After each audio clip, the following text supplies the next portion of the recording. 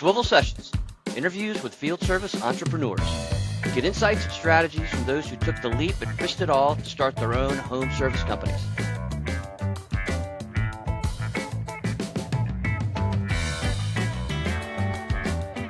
All right, today's session, we talked to Danny Garcia from FlyingLenz in Marietta. Rob, what'd you think?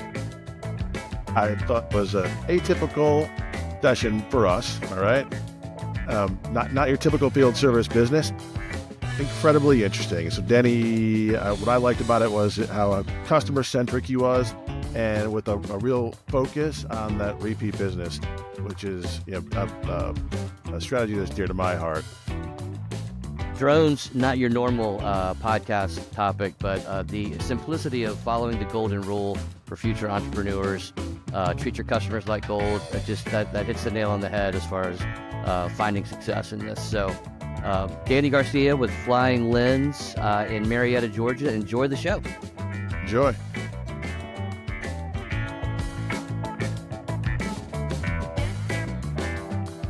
Welcome to Swivl Sessions, where we dive into the world of field service entrepreneurship. Now, before we get into today's interview, let's introduce the host you'll be hearing from.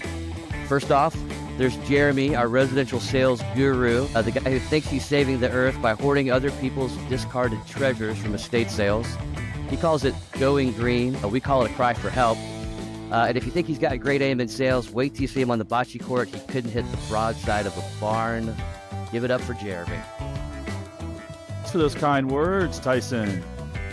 Hey, I'd like you to meet Rob. He's our operations expert in home services. Rob has an impressive talent for streamlining processes and optimizing workflows, but his real superpower? Consistency, in the form of wearing the same blue shirt to work every day. Whether he's aiming for a minimalist wardrobe or just trying to make laundry day obsolete, that blue shirt has practically become his trademark. Danny, meet Rob. Hey, Rob. It's my school uniform. Nice to meet you, Danny. I'm going to introduce Tyson here. Tyson's our customer experience guru, offering valuable insights from both residential and commercial perspectives. But given that today is Halloween, he's facing his greatest nemesis. And this is a word that I just learned. Coulrophobia. Does anyone know what that is? Tyson, do you know what that is? Unfortunately, I do. Fear of clowns? Yes. Fear of clowns, that's right. So if you see him Definitely nervously eyeing fear. any red shoes or oversized shoes, you'll know why. Tyson. So today we are thrilled, and we'll circle and underline the word thrilled, to welcome Danny Garcia as the enterprising founder of FlyingLenz, an aerial imagery company based in Marietta, Georgia. Danny boldly stepped into the world of entrepreneurship by starting his own drone services business right there in Marietta. We're really excited to hear about what inspired him to launch this venture, the challenges that he's navigated, and the insights he's gained throughout his journey. So Danny, welcome to Swivl Sessions. It's great to have you. How are things in your world? Well, thank you all for having me here, first off. And sorry, if I would have known, I would have dressed up as a clown, or at least put That would have been too much. I would have been. It's Halloween. You got to do something. So yeah, absolutely. Why not? Yeah. So everything is going well here. You take what you learn and you adapt and overcome and move on to other things that are going to produce better and better results for you. And that's kind of how it goes every day. Hey, Danny, tell us about your background. What were you doing before you jumped into the drone business? Feel that one. So my background, actually, my first career was in law enforcement. I was down in Miami, and I lived there for over 30 years. And I was with the Miami-Dade Police Department from 92 to 2012. So I did 20 years of law enforcement work there. Appreciate that. So, no worries. I mean, that's what I ended up doing. So what can I do? The last 7 years of my service there, I was a sergeant, and I was with the what we call the digital forensics section, which means anything that has to do with computers and cell phones and all sorts of digital devices. We end up getting all the data from those, recovering anything that people thought was deleted, and we would then get that ready for court. Good to know. So the other thing that I was doing there is I started teaching digital forensics for a company while I was still working, and that got me into a lot of travel. So from 2008 until 2012, my last 4 years there, I was doing a little bit of travel with the time I could take off from work, and I was teaching these things. And that's where I started going into photography. I found myself at the end of every teaching day with all this time on my hands in different parts of the country or the world. And I started taking up photography, learned it the best I could, a lot of self-taught things. And in 2013 is when I got my first drone and started doing some drone photography and video work as well. And even back then, the pictures were not great. It was not a lot of megapixels, and the videos were just absolutely horrible. So the technology in drones since then to now, is it just drastically different? Yeah, absolutely. In fact, I found an old video a while ago from the old Phantom series that I had, and I said, "Oh, this is a great video." And when I played it, it was just shaking all over the place. VHS. It was horrible. It was just straight up horrible. It was like, I don't even know how to explain it. It was just bad. And then like 2 years or 3 years after that, I had a very similar video that I put side by side with that, and it was just like perfectly still. It was amazing. That's the camera technology on them. What about the flying? Because my experience with flying drones, I have two experiences. I kind of like, you buy toys for your kids, but they're really for you. So I bought, on two separate occasions, I bought drones, and they lasted like Christmas till Christmas afternoon. So, I launch them, they hit a tree, crash. So are they easier to fly now? Yeah, I don't know what you were flying, because even back then it really wasn't. It wasn't like that, because they have technology built into these things that as soon as you take off and obviously get your GPS lock, it will just sit there. Depending on the mode you're using, it will just sit there in the air until it receives your next command. So I don't know where you were flying, unfortunately for you. Neither does Rob. I'm also cheap, so I certainly wasn't spending a whole bunch of money on them. It might have been like maybe it was a DJI instead of DJI drone. I'm not sure. Yeah, probably. Certainly a knockoff from somewhere you shouldn't be buying them from. So let me ask you, Danny. So what was the impetus? Like, tell me about the decision to start your own business, from doing it as a hobby, from leaving what seems to be probably not a cushy job, but certainly a reliable job, and then an interesting job. So I also want to circle back and then talk to you more about the Miami cop thing, but that's not what this thing is focused on. And we will do it afterwards. So can you go on and tell us about, like, what was the decision-making process? What were kind of like the hurdles to do it? A lot of risk involved. Tell me about that. Yeah. So after leaving the police department, I did start my own business down in Miami, and I ended up not making anything really. I left, like I said, in 2012. And from that point on, I was doing a lot of contract teaching with the company that I was teaching for before. So I was able to make a lot of money that way, and really travel the world at that point. But then about 2 years after leaving the department, I got into a corporate position with an entity that had a global presence. I started writing courses for them and was able to get to a position of senior director.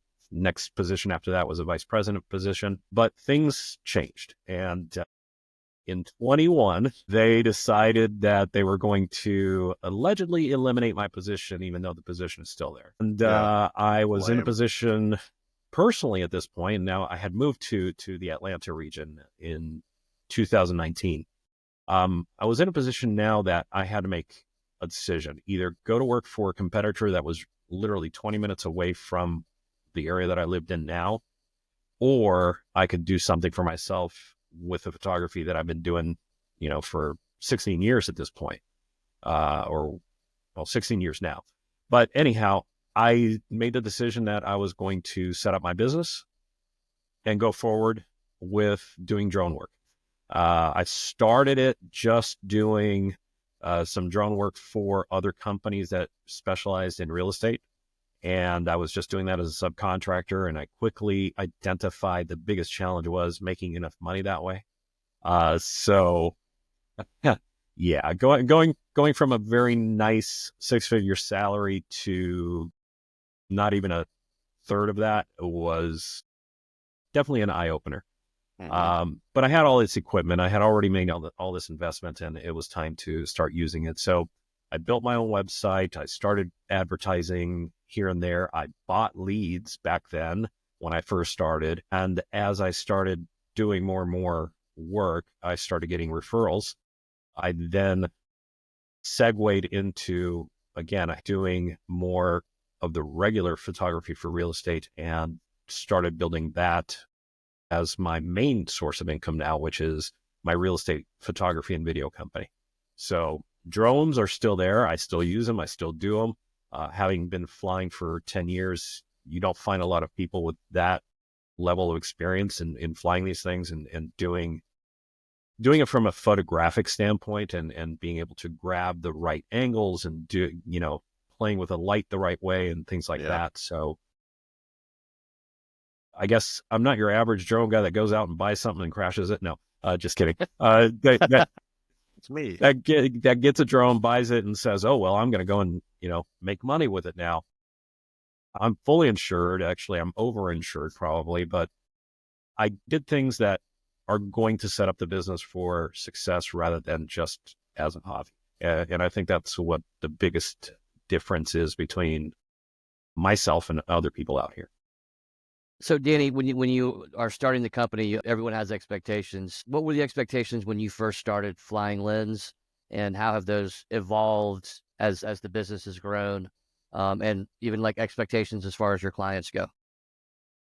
I mean, the best expectation was that I was going to just do drone work and, be able to drive up, put the drone outside, fly it, get a few pictures and make some serious bucks. But, the reality is this market has become very commoditized with a lot of people out there that will go out and do, 5 drone shots for $50 or something like that. Whereas those of us that have the experience with real photography and bring that into putting, $1,000 or $2,000, or I have a $5,000 setup in the garage as well.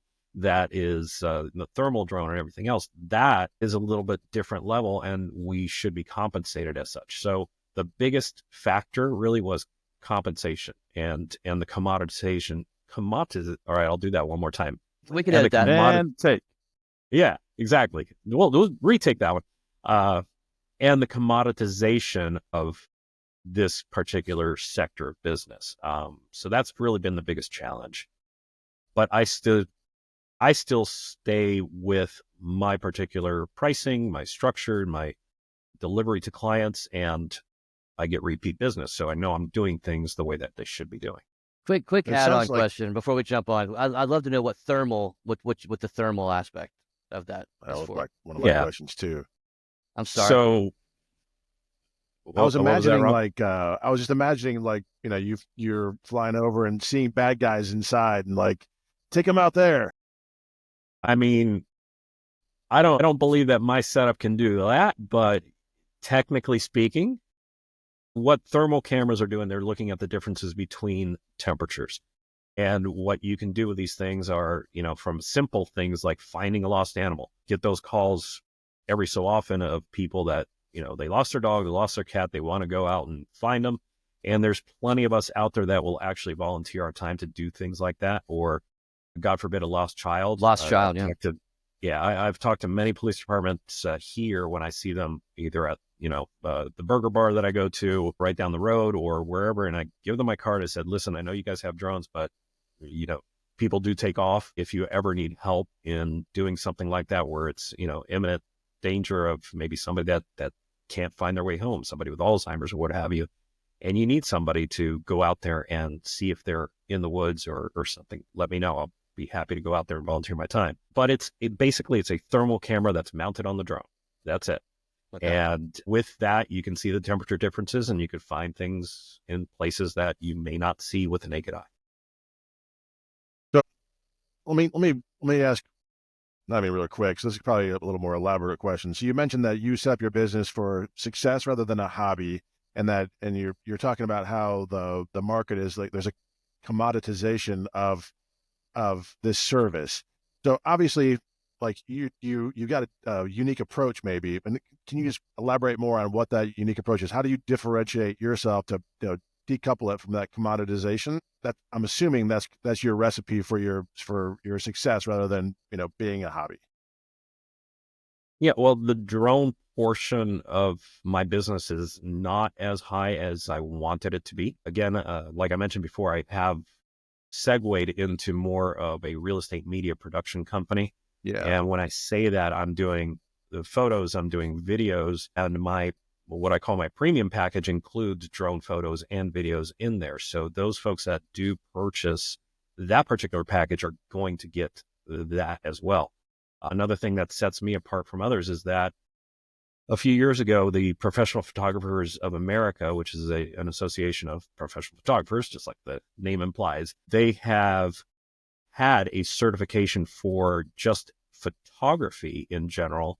And a number of years ago, they created a certification for drone photographers. So yes, for business purposes, you need a FAA certification to do your flying for business with a drone. And I've had that for many years, but this is another layer on top of it, which now is a photographic certification. I have not only proven to the PPA that I have my Part 107, but I also have proven a number of hours that they required and took an exam that says that I know certain things about photography that others don't. They have retired that certification. I believe it was last year at the last year's conference, they did retire that certification. And at the time, there were maybe 50 or 60 of us throughout the country that had that particular certification. We get to keep it, and we get to, tell people, hey, we still have it because it was something that we earned.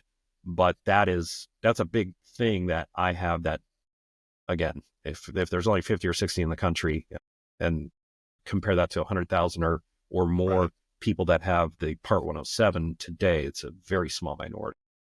And that's FAA, right? The Part 107 is the FAA. I didn't realize you have to have a license. I thought that would fell under ultralight piloting or something, but you have to have a license for commercial applications, you're saying.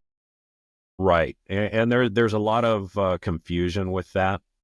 Yeah. As an example, let's say there is a real estate agent out there that has their drone and they don't have their Part 107, and they decide, okay, well, I'm going to do my own pictures of my new listing. They put it up there, take pictures.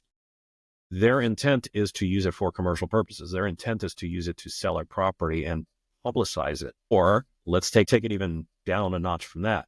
They're not going to sell the property, but they have a really nice house and they want to take pictures of their own house to use it for their website. That is still for profit. That's still for business. So the FAA has mandated that this is something that you must have the Part 107 for.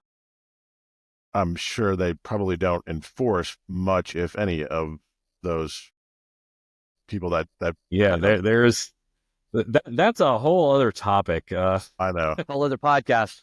Oh yeah, there are many podcasts with that stuff. Version 2. Yeah. It's like in the plumbing industry in Georgia, you're supposed to have a permit to install anything. And to do drain cleaning, you're supposed to have a permit. To put a water heater, no one pulls a permit. So it's just they completely ignore those rules. They're there for a reason. That's great.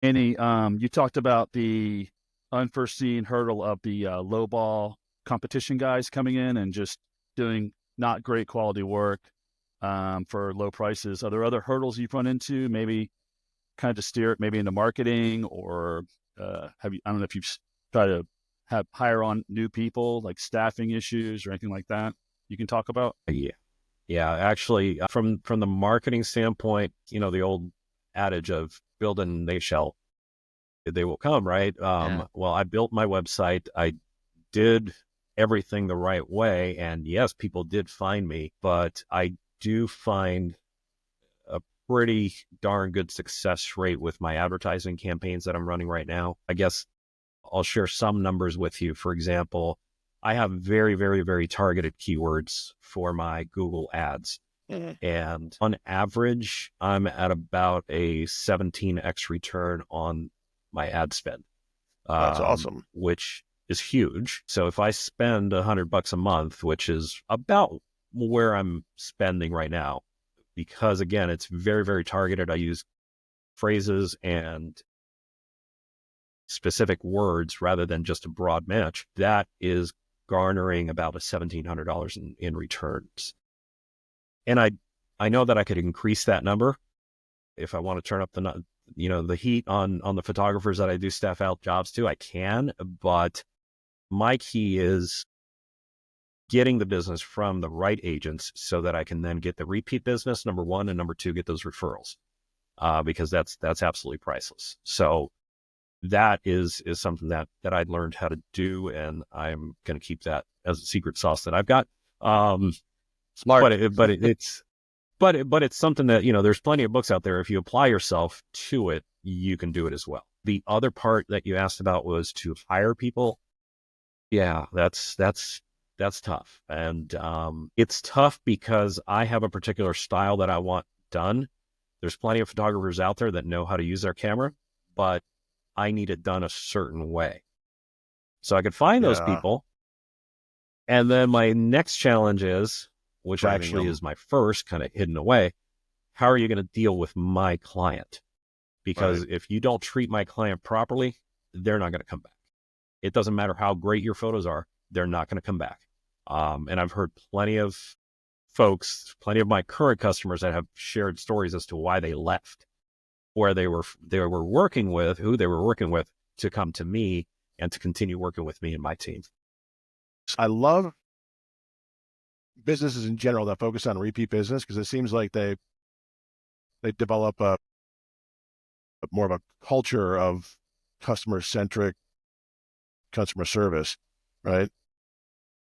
And you were talking about that's your focus, is getting that repeat business. And so tell me, like, how repetitive is that business? So you get in with Keller Williams or whoever, and they're calling you how often? So right. Or is it so individual it's going to depend, agents?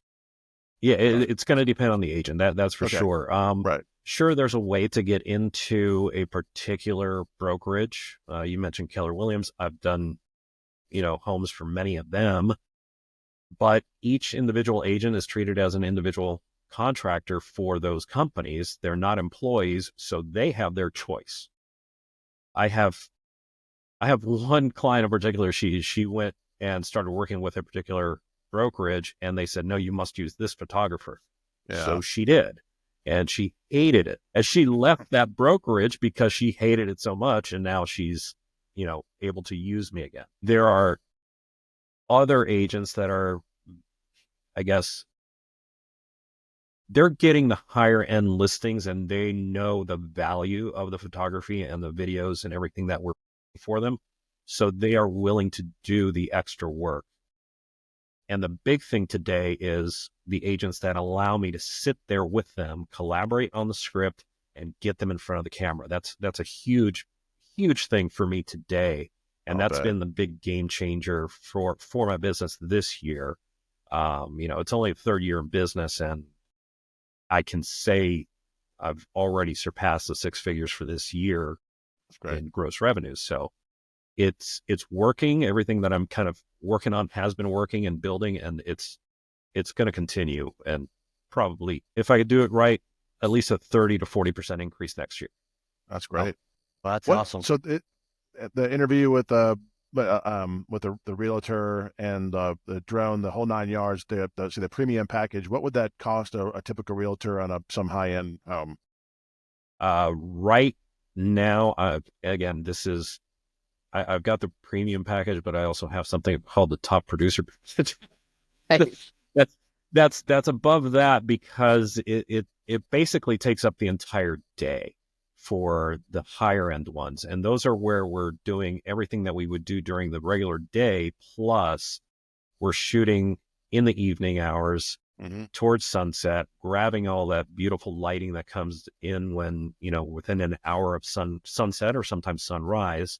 However, with sunrise, you got to be careful because of the dew and everything else that happens during those times. Yeah, right. So a package that's the artist in you. Well, it is, but it's also you've got to look at what are they going to get. If I produce something that's going to have dew all over the windows, they're not going to like it. They're not going to, It's the professional, So right? I've got to produce something that's going to look beautiful.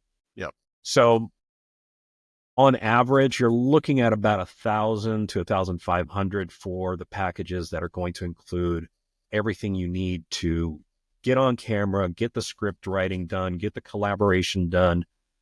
If needed, I'll show it to you because I've got it sitting right here. This was actually a Kickstarter thing.